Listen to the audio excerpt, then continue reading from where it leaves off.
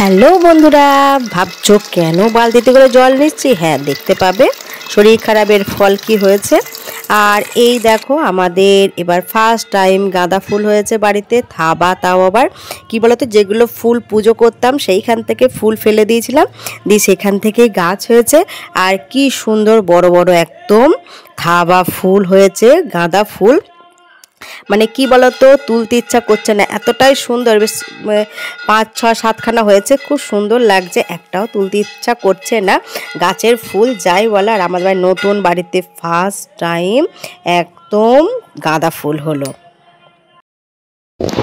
Good evening বন্ধুরা, সব কেমন আছে? আজকে সবাই খুব ভালো আছো, আর আমরা সবাই খুব ভালো আছি। আর ঠান্ডাটা একটুখানি কমেছে, প্রচণ্ড ঠান্ডা লেগেছিল, তাই একটুখানি কম টম আছে।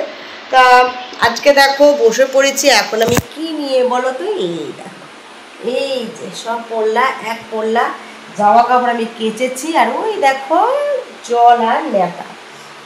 তার মানে কি, এই ঘরটা আমি এখন এগুলোকে গোছ করব, গোছ করে এখন আমি মোছামুছি করব এখন সন্ধ্যেবেলায়, কেননা সকাল থেকে এই ঘরটা টাইম পাইনি, তার জন্য ভাবলাম চলো এখন এই ঘরটাকে একটু টাইম পরিষ্কার করে নিই। আর ছেলে মেয়ে দুজনা পড়াশোনা করছে।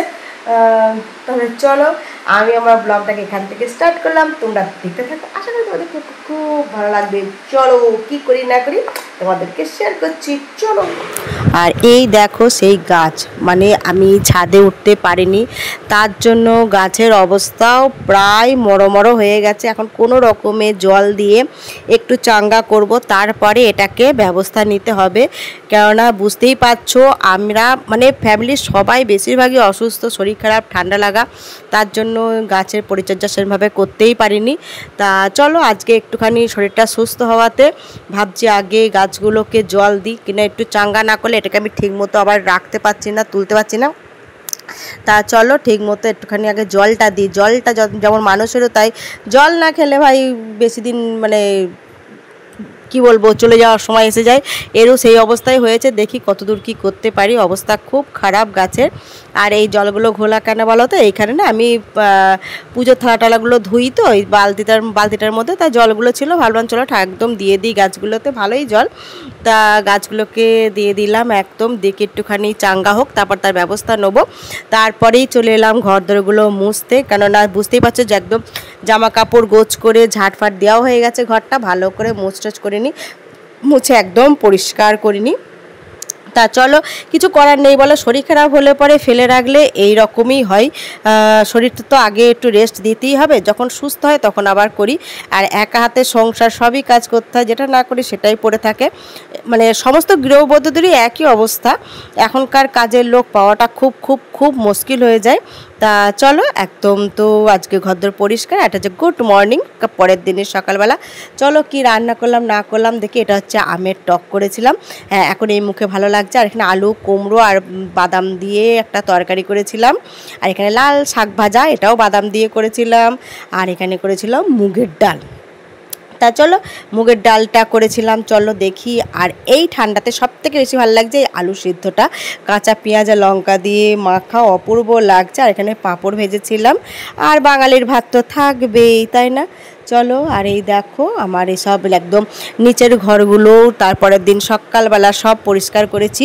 রাতে তো করলাম ওপর ঘরগুলো, আর রাত সকালবেলা করলাম সকালে। সমস্ত আমার রান্না বান্না মোটামুটি সব পরিষ্কার একদম। তা চলো, আর ভালো লাগছে না, এবার পুজোয় চলে যাই, স্নান টান করে একদম পুজোটা কমপ্লিট করে ফেলি।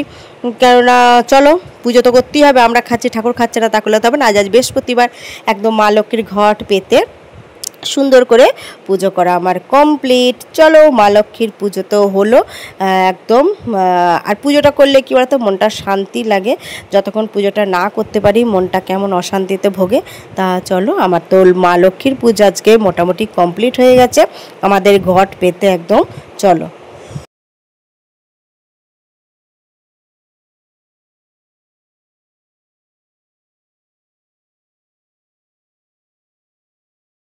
চলো মা লক্ষ্মীর পুজো একদম, আমার মা লক্ষ্মী বলো ঘরের সমস্ত ঠাকুরের পুজো আমার কমপ্লিট। তারপরে দেখো পুজো টুজো করার পরে সেই আমি অনেক কেচেছিলাম, ভালো আগে পুজোটা করে নিই। তারপর 2 বালতি নিয়ে একদম ছাদে চলে গেলাম মানে মেলতে। কাঁচাটা অলরেডি নিচে করে নিয়েছি, বুঝতেই পারছো। চলো তাহলে ঝপাঝপ জামা কাপড়গুলো মেলে নিই। সংসারে কতই কাজ, তাই না বলো? কিন্তু সংসারে তুমি যত কাজই করো সেই মানে দিনের শেষে যে কাজের কোনো দামই নেই, কিন্তু আবার এই কাজগুলো না হলেও কিন্তু হয় না। কিন্তু বেশিরভাগ মানুষের কাছেই এই কাজের দাম নেই। যে কি কাজ, হ্যাঁ এসব কি ঘরোয়া কাজ, এই তোমাদের আর কি কাজ আছে, কিন্তু এত কাজ যে করে সেই জানে, তাই না বলে? একটা গৃহবধূ সেই জানে যে সংসারের কাজগুলো কতটা কষ্টকর, কতটা কষ্টদায়ক। যাই হোক চলো, রোদে তো আর প্রচণ্ড প্রচণ্ড রোদ, একদম মানে শীত আসছেও না কতটা। আর এতেই কি হচ্ছে বলো তো, ওয়েদারটা এতটাই খারাপ যে ঠান্ডা লেগে যাচ্ছে। আর ঠান্ডা লাগাটা কমছে না, কেন রাতের দিকে লাগছে ঠান্ডা, আবার বেলাতে কি গরম লাগছে, তার জন্য একদম পারা যাচ্ছে না।